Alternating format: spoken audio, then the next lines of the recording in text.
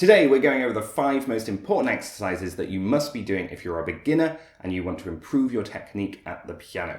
We're going to be covering a lot today, a lot of exercises associated with these techniques that you want to be doing every day. We're not only going to go over what today's exercises are, but we're going to go over how to practice them and where you can find more information about each of them. Today I have loads of additional resources and exercises to share with you about every single one of today's techniques. If you want to use these, I will show you where you can find them at the end of the video. We're going to go over a snapshot, if you like, of what some of the exercises are. We're not going to be covering all of them, but there will be more useful ones for you to be able to download and use yourself at home if you'd like to. Today's first exercise is all about hand independence. When we're playing the piano, often our hands need to do, well, different things, but they often want to merge together to do the same things, create the same action in the same order. But we need to be able to use them independently, which is why today's first exercise is going to be about hand independence. We're just going to be using 4 chords for all of our hand independence exercises today. They are C, G, F, and then back to G again. Okay, let's have a look at today's first hand independence exercise. And this one's all about holding onto one note for slightly longer than the other. So we're making one hand do something slightly different from the other. Let's give it a go.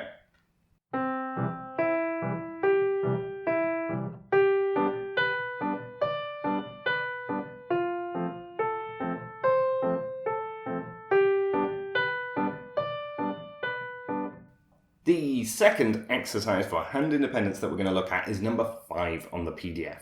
This one is very similar, but we're going to be changing chords every bar now instead of every 2 bars. And we're also going to be playing a different rhythm in one hand to the other. Let's have a go.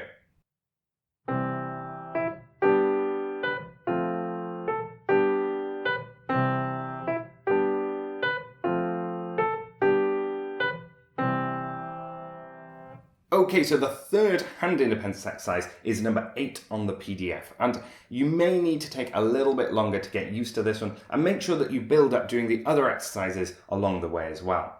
What I want you to think here is that on the first note in the left hand, you're playing together, on the second note, it's just your left hand, and on the third one, together.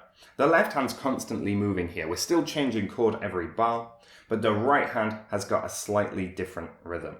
Let's give this one a go.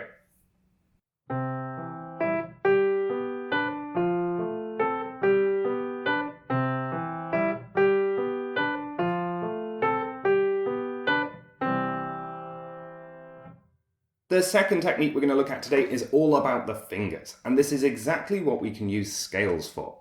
The first thing that we're going to do is think of an exercise where we can use 5 fingers over 5 keys on the piano, and you can actually do this anywhere on the piano.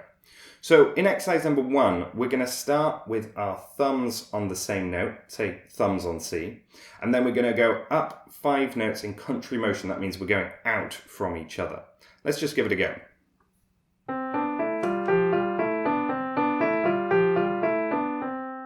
The second exercise we're going to do is a 5-finger exercise, but we did do the contrary motion before, where we're going in the opposite directions.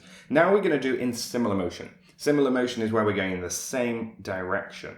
We're going to do this an octave apart, octave and 8 notes apart, and we're going to start with our thumb on C in the right hand and our 5th finger on C in the left hand. And now we're just going to go up and down the scale at the same time. Let's give it a go. So technique number 3 is about further scales. After we've done and we've got to grips with our 5-finger scales, now we want to move on to doing slightly more complex ones. This will also help us to understand keys as well. So we have a different set of scales built on every key on the piano, and the best ones to start with are the major scales. So if you haven't already, go out and find yourself a scales manual which will have all of the scales in it, and start to learn your major scales for every key. This will be really great for tying up which fingers you're using, which fingers you think you're using in your head, to which fingers you're actually using on the keyboard. And not only that, but it will help you to develop a knowledge of the different keys and which sharps and flats we use in those different keys on the piano. We're going to step away from the piano for technique number 4, and this is about hand independence and rhythm. So I encourage all of my students to think about rhythm separately from what you're actually playing in your pieces. When you're playing your pieces, you've got to think about which notes you're playing. You might be pedaling, you might be doing a whole bunch of stuff, but what you don't want to be thinking about at the same time is what on earth is going on with the rhythm. So why not approach rhythm separately? Start practicing rhythm exercises so that you can build this vocabulary of rhythm that you use. So what we've done here is we've taken some rhythms and we've just written them down. And we're going to take away the piano element, the piano playing element, and we're just going to focus on thinking about the rhythm. So we're going to have a look at exercise number 8 on our PDF today. And this one's a mixture of eighth notes, quarter notes, and half notes. In the left hand, we're just going to play a beat. And in the right hand, we're going to play our rhythm. So let's give this one a go.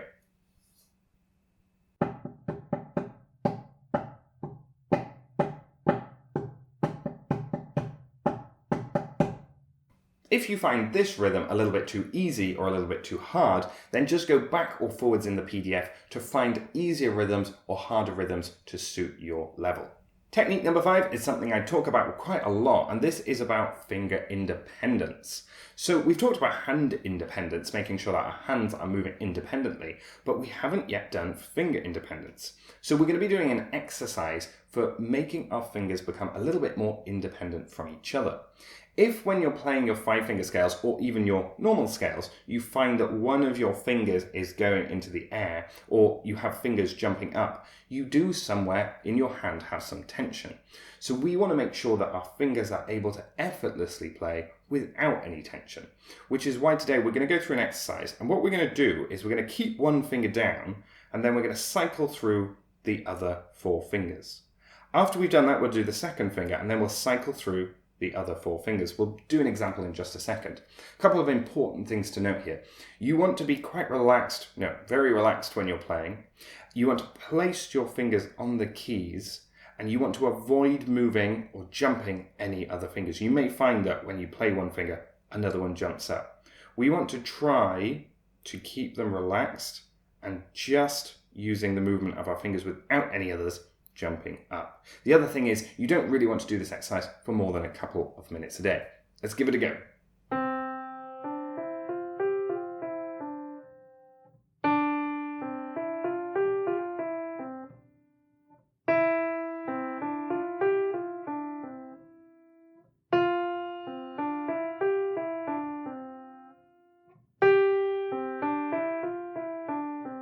You can download all of today's exercises to practice at home at pianomentoring.com/5. That's the number 5-tech.